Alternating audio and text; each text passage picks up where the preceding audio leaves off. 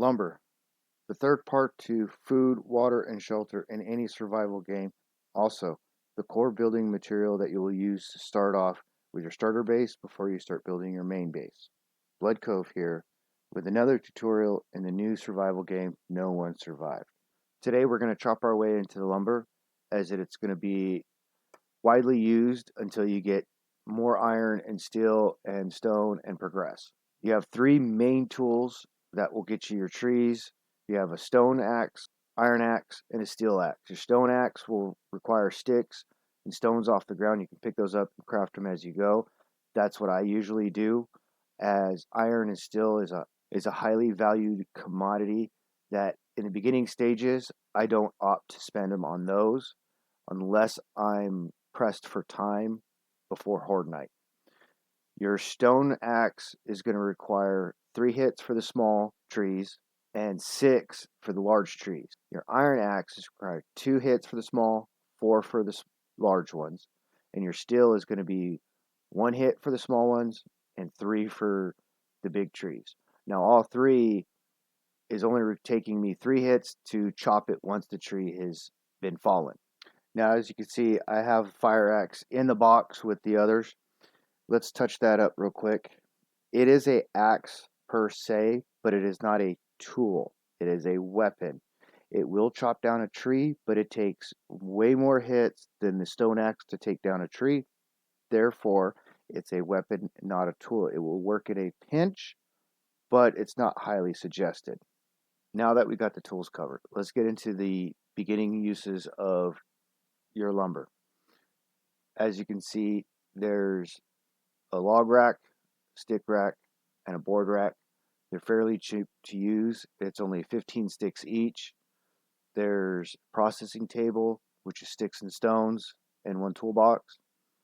There's your furnace, which requires more to it, clay and stone. Stone basket that will hold your stone in a fairly small space, and with this setup that I have, it fit really nicely right there. And then you have your chest. Now, as you can see,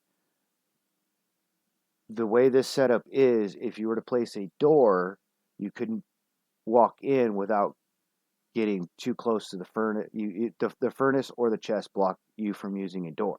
You can always just eliminate the chest, or better yet, take the whole setup and just put it right on the ground so you don't have to use the materials on a foundation. So once you have them up, you can store your logs. As you can see, there's fairly amount of logs that can get put into them. Same with the sticks and your boards. Now, as you're building, you're going to be using a lot of the material as you go.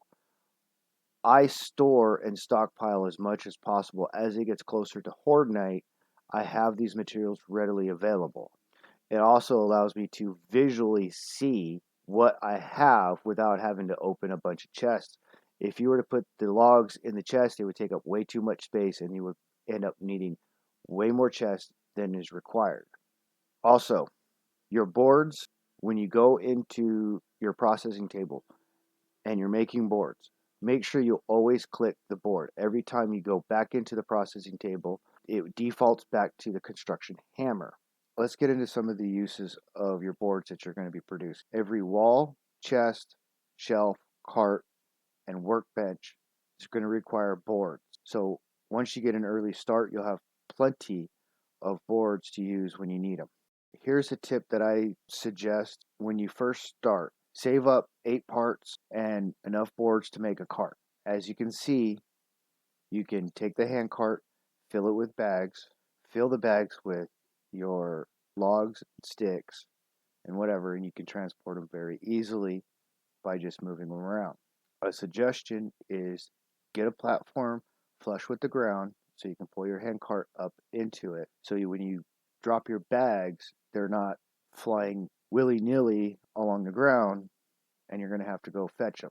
The boards are going to be highly used because they're used in every workbench you've got.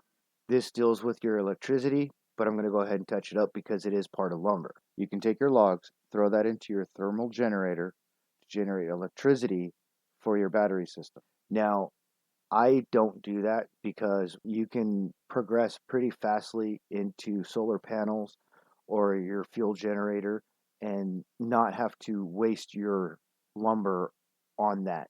But in a pinch, it will work. Also, you're going to need logs for your campfires if you're still using campfires, and your smoking rack if you have those. Those will come in handy to use until you get your electricity and get you a cooking station up and running. Now, this next part was captured by my daughter. It's the ongoing starter that we usually do. It's at the starter, at the very beginning of the starter area. As you can see, we've attached a starter base to the open-ended log frame that they supply. You can see the standard items that we discussed today just outside. We usually stop here long enough to get our skills a little bit better, so we're better suited once we get out into the main island and off this island here. We covered what it takes to gather the logs, transport your logs, and the log and uses for the logs. If you like this episode or any of my other episodes, hit the like, hit the subscribe button. If there is a video you'd like to see produced, put it in the comments to help fine tune. I am sorry that this video has taken longer than previously, but I try to keep it short and sweet. I have another video that's lined up ready to go right after this. This is Blood Cove. I'll catch you in the next video.